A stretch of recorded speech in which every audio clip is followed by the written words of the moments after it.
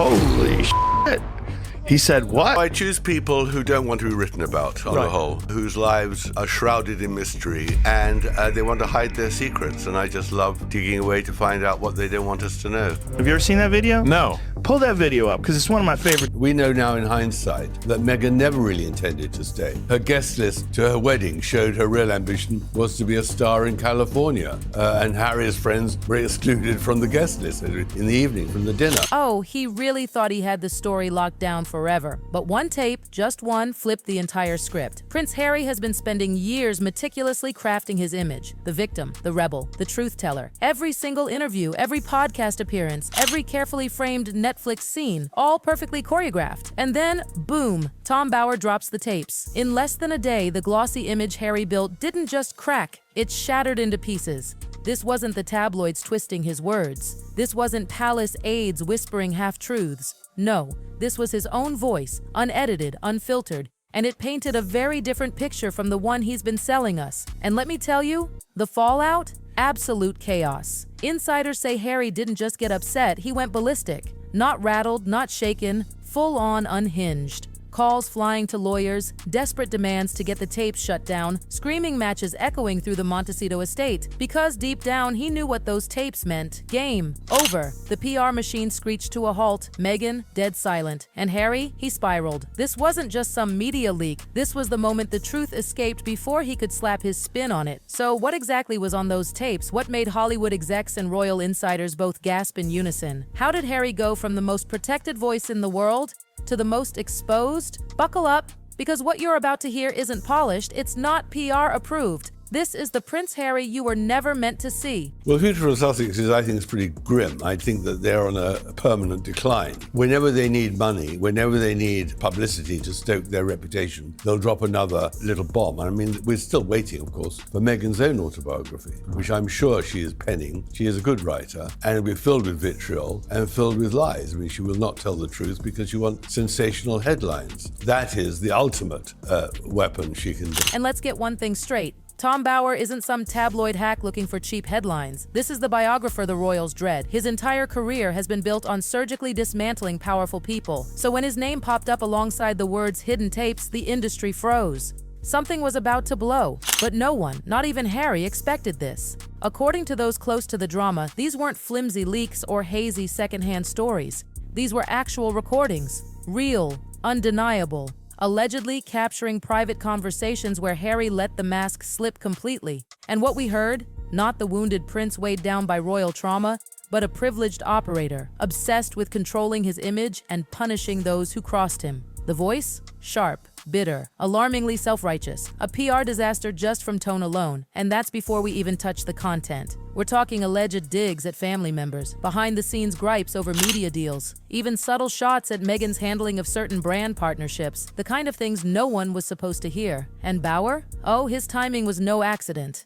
He dropped it right when Harry and Meghan were trying yet another brand pivot, right when public interest was fading. In a single day, the narrative flipped upside down. Journalists swarmed, producers froze projects, execs who once put up with Harry's act suddenly had proof the mask had slipped. And here's the killer. No one close to Harry has denied the tapes are real, because when the voice is undeniably yours, denial's not an option. Silence becomes the only move. And Bower knew that from the start. A lot of people accuse Meghan of changing Harry, but do you think this is the real Harry? No, I don't. I think that it's just Harry, being a simple soul, has easily changed to suit Meghan's agenda. And Meghan's living with Meghan is very different than living with Kate and William. Meghan has a completely different attitude, and I think California has a different attitude. So I think we're now seeing a different Harry. When the tapes went public, Harry didn't just react, he imploded. Sources say it was less damage control and more royal-grade meltdown, shouting behind locked doors,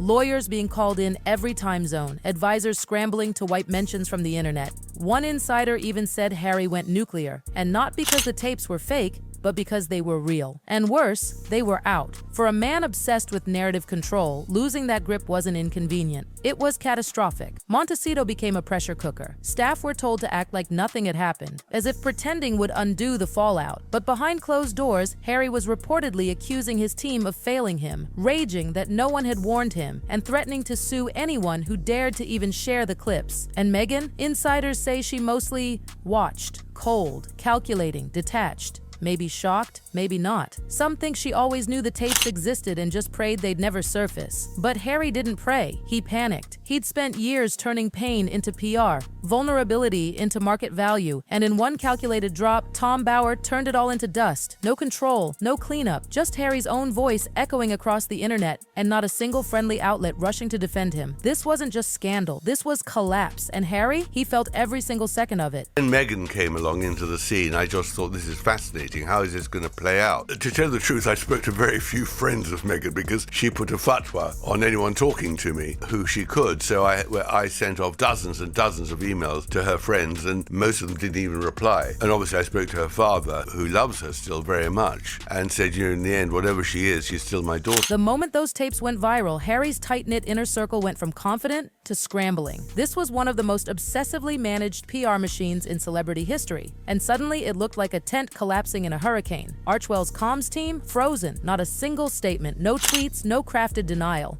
Just silence, as news outlets from London to LA tore the tapes apart word by word. For years, Harry and Meghan had used silence as a power move, choosing when to speak, hand-picking who to speak to. But this wasn't strategic silence. This was survival. Reports say their publicist was blindsided, quietly warning friendly journalists to lay off while trying to bury the scandal in fluff stories. But it didn't work.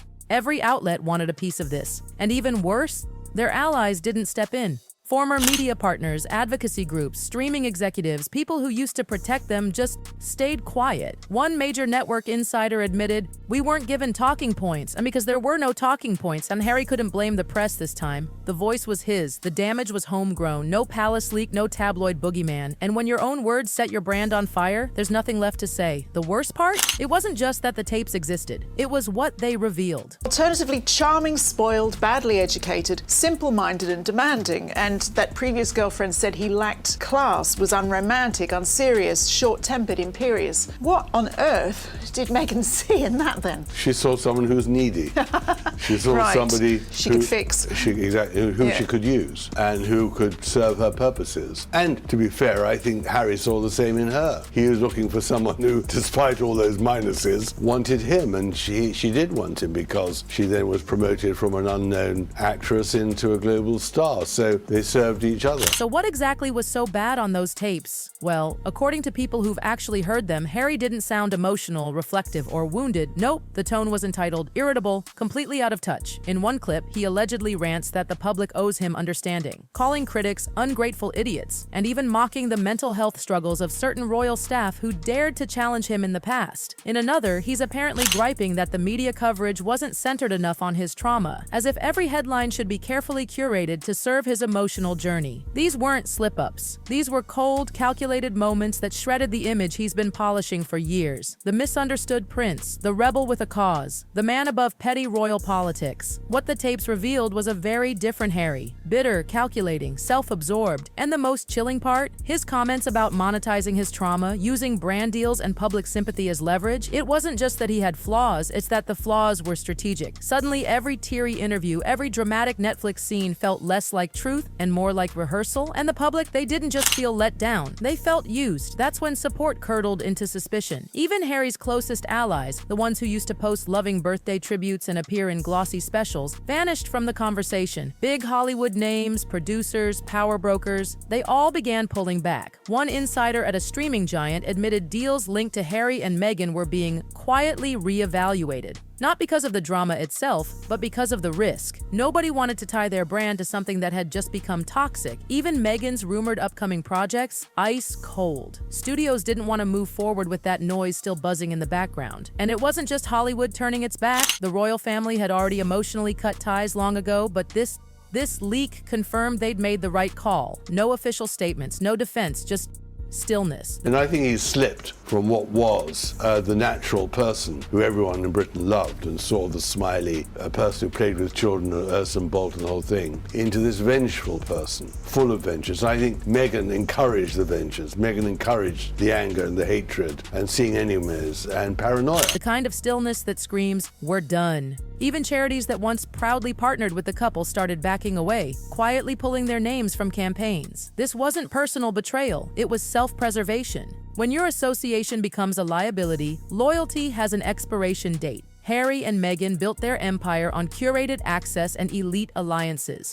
Now, those alliances are evaporating, and nobody is rushing to save them. While Harry was spinning out, Meghan kept her silence. And don't think for a second that silence was accidental. For someone who's made a career out of speaking her truth, defending her family, and staying in the spotlight, saying nothing after the tape leak was a surgical move. Insiders say she didn't call Bauer, didn't push statements through the press, didn't even try to shift the conversation through her usual media contacts. She simply stepped back. No Instagram hints, no friendly leaks to the Daily Mail, just stillness. And now the Hollywood whispers are growing louder. Meghan's quietly rebranding herself. Less power couple, more solo legacy. Her team's reportedly been pitching new projects centered on her voice, her story, and very noticeably, no mention of Harry. Whether she knew about the tapes or not, she saw the storm coming, and she chose to watch it from a safe distance. She's not cleaning up Harry's mess, she's making sure it doesn't splatter onto her. And in the PR world, silence can be louder than any denial. The message was clear. This is his problem now. What I discovered was, of course, that she was hunting for a man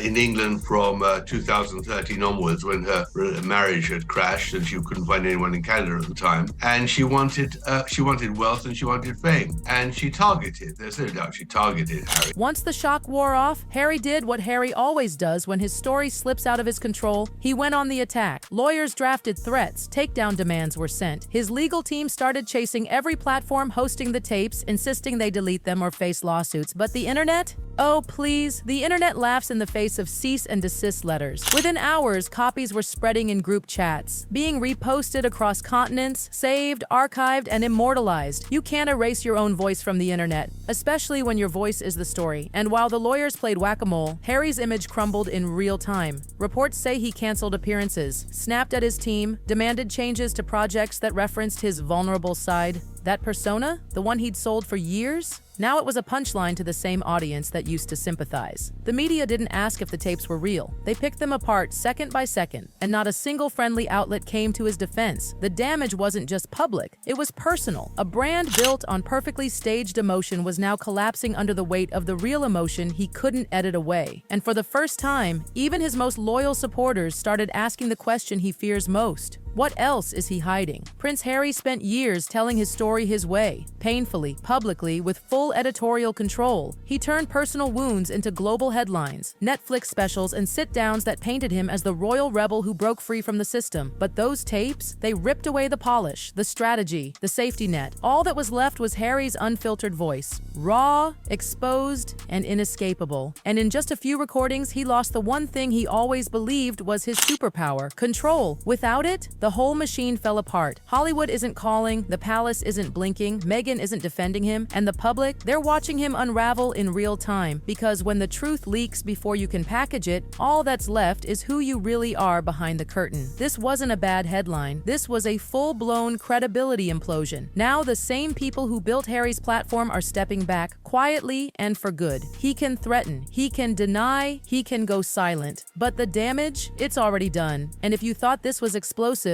just wait until you hear what happened when Meghan Markle allegedly made a furious call to Colin Jost after another brutal parody hit way too close to home. Trust me, you won't believe what happened next. Believe what happened next.